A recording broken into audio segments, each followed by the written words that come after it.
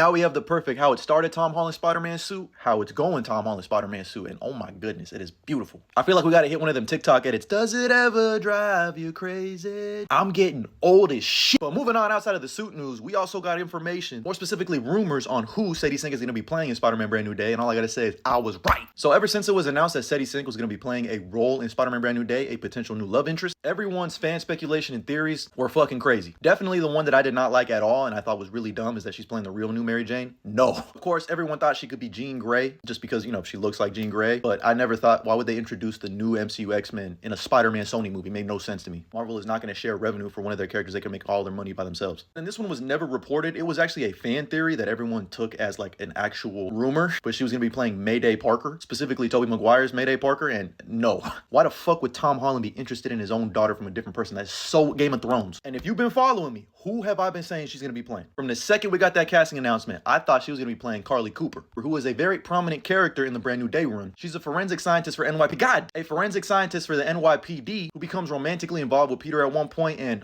turns into like a goblin.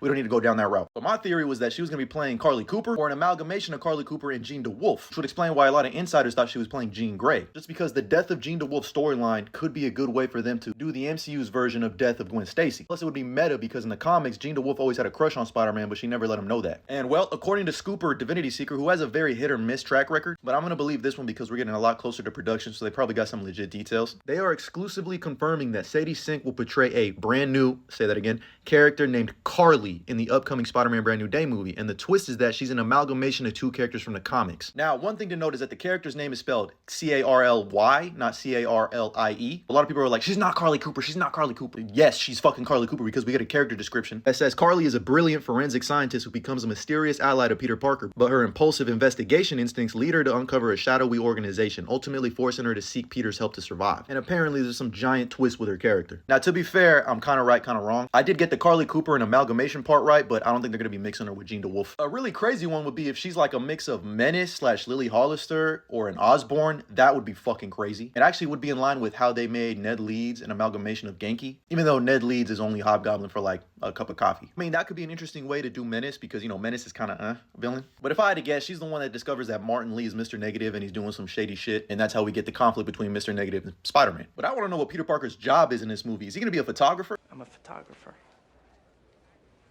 Yes, I can see that.